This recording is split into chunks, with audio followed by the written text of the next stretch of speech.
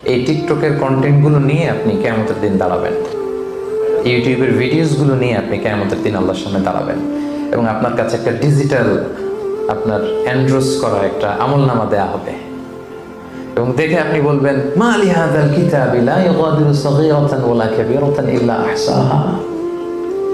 এটা কেমন আমলনামা?